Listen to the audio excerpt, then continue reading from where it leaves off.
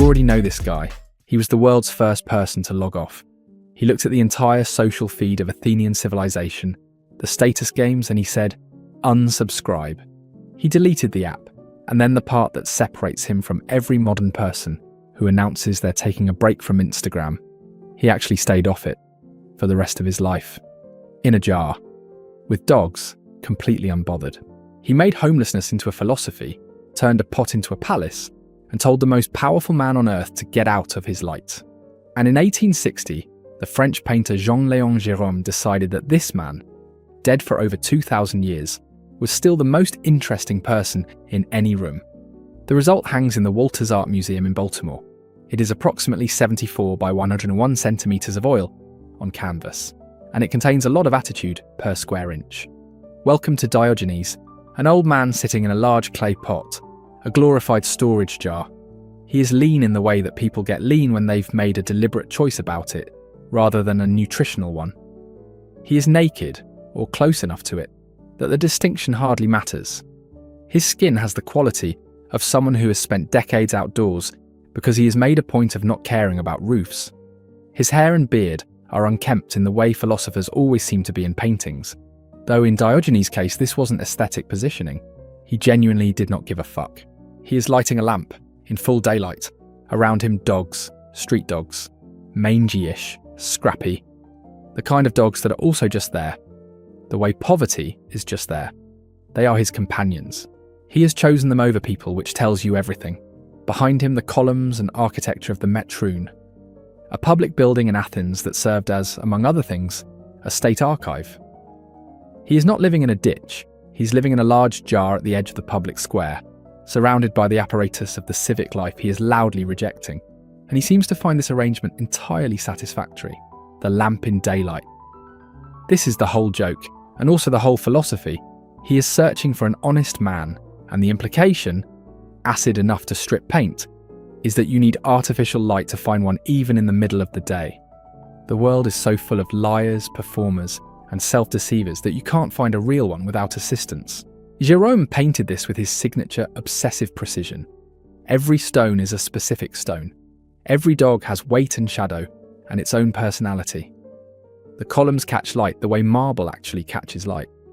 He was, by 1860, already one of the most technically accomplished painters alive, a man so dedicated to getting the ancient world right that it sometimes tips over into the uncanny, the too present, the hyper-real.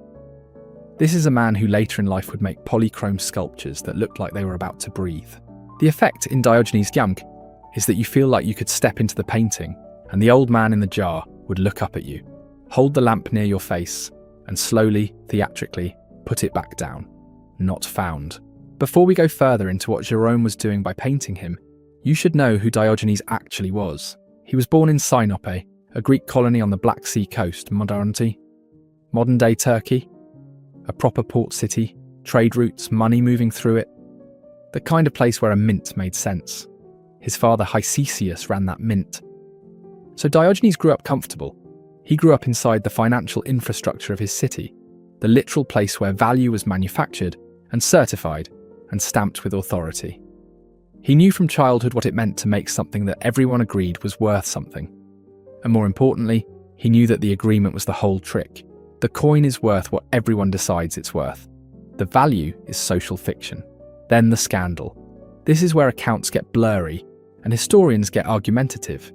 The story is that Hicesius and Diogenes together were caught adulterating the coins, defacing the currency, shaving the edges, diluting the metal, producing coins that looked legitimate but were hollow inside.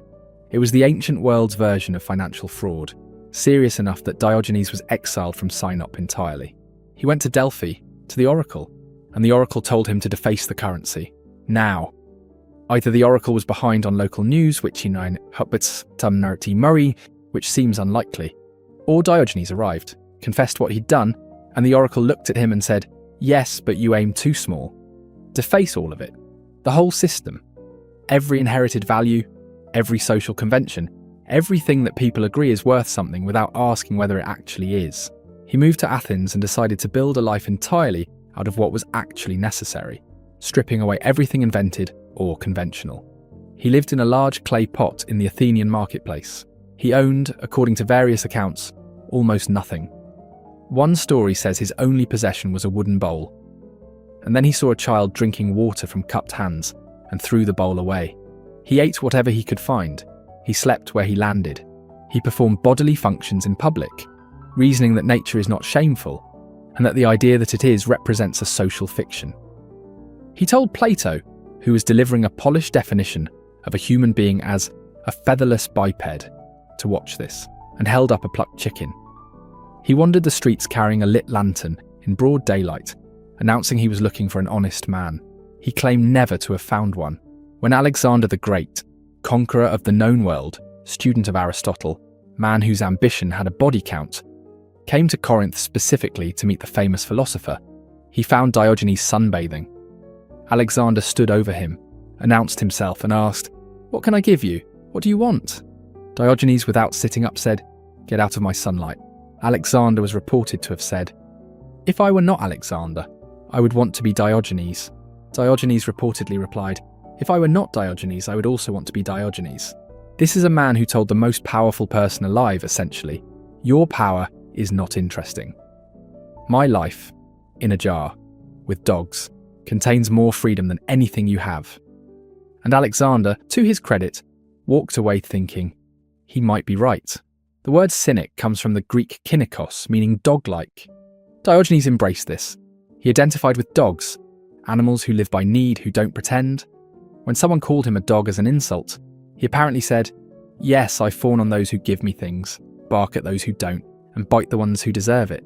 He died around 323 BCE. The stories about his death are as wild as his life. Some say he voluntarily held his breath. Others say he got sick eating a raw octopus. Now you need to understand who Jean-Léon Gerome was when he painted this, because Diogenes didn't appear in a vacuum. It appeared at a very specific moment in a very specific career, and understanding that context makes the painting several layers thicker. Gerome was born in 1824 in Vesoul, France. He was impeccably trained, Paul Delaroche's studio, tours of Italy and Greece, the whole classical education. By the time he painted Diogenes, he was 36, and was already a major name in French academic painting, the kind of artist who gets invited to imperial palaces and wins medals, and is in the orbit of Empress Eugénie at Compiègne. He was also, and this is important, someone who hated the Impressionists with a ferocity that in retrospect is almost its own kind of performance art. Later in life, when the French government received a bequest of 65 Impressionist works, Gerome personally lobbied to have them refused. He stood in front of the gift and used the word filth. This is someone who had committed so fully to one idea of painting: precise, historical, classically grounded, technically immaculate, that alternatives felt to him like a personal attack. The academic painting that Gerome practiced is a style you can recognise instantly. Everything is specific, everything is researched, surfaces are smooth to the point of feeling three-dimensional. Light behaves like light, fabric falls like fabric, skin looks like you could touch it and it would be warm. It was painting as meticulous reconstruction of reality, painting as archaeological performance. By 1860, Gerome had already made his first trip to Egypt, 1856, and was beginning the Orientalist work that would make him, by some measures, the most reproduced and commercially successful artist in the world by 1880. But Diogenes belongs to the earlier thread, classical antiquity, the Greek and Roman world, history painting in the grand sense.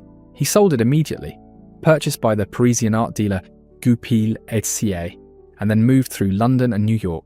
It ended up in the Walters Art Museum in Baltimore, where it remains. 3 years after painting it, Gerome was appointed professor of painting at the Ecole des Beaux-Arts. Diogenes was the painting of a man arriving. Let's spend a moment with the lamp. Diogenes lighting his lantern in the middle of the day is one of the most resonant images in the entire philosophical tradition. It has survived 2,500 years, appears in hundreds of paintings and sculptures across multiple continents, gave the world a phrase that still gets used, searching with a lantern for an honest man. And it works because it is so clean as a gesture. The lamp says, your daylight is not real light. What passes between you, your social exchanges, your polite agreements, your performed virtue, is darkness. You need a different kind of illumination to find what I'm looking for. The thing I'm looking for, actual honesty, actual human integrity, not performed for an audience, does not naturally occur in the normal light of day. It is also, if you let yourself sit with it, incredibly bleak. He carried that lamp for years. He never put it down because he never found what he was looking for. This is a man who looked at his entire civilization and said, "Not one of you. Not one." There is something almost liturgical about it, a daily ceremony of disappointment performed with complete commitment. Here is something critics don't always linger on: the timing. Gerome paints Diogenes in 1860. This is France under Napoleon III, the Second Empire, a moment of enormous material prosperity, aggressive urban development.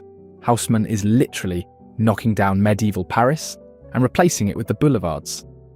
Industrial expansion, bourgeois comfort solidifying into an almost physical layer over everything.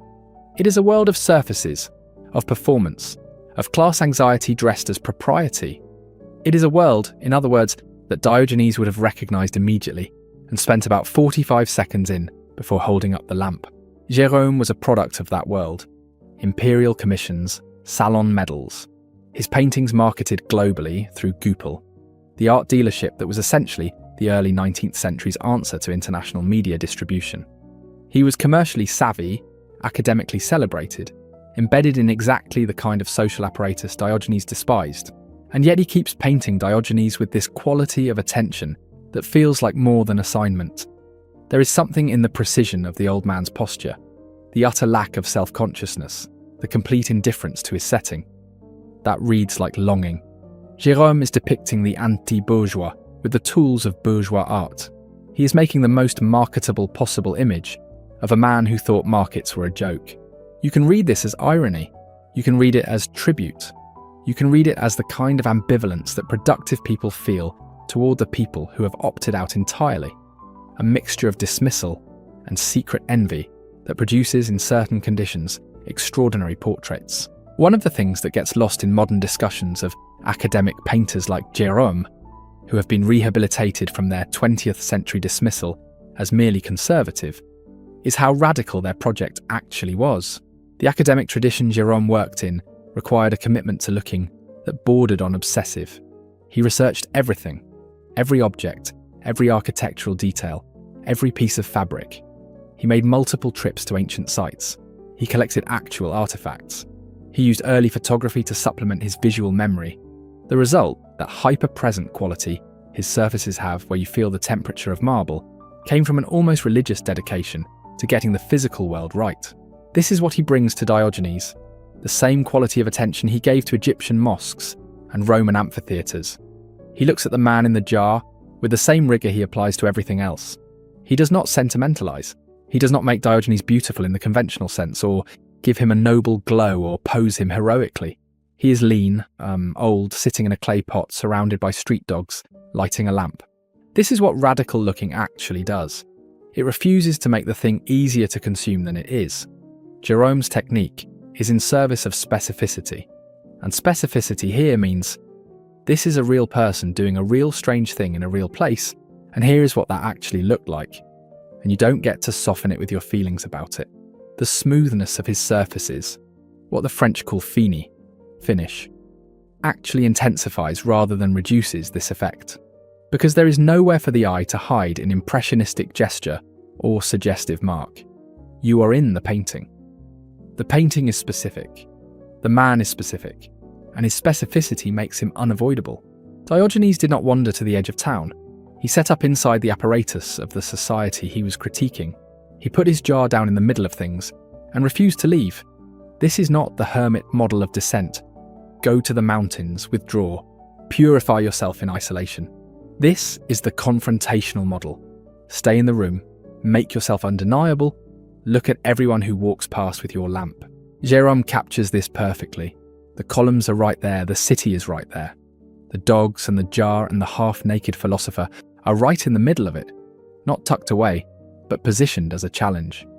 You have to walk past him.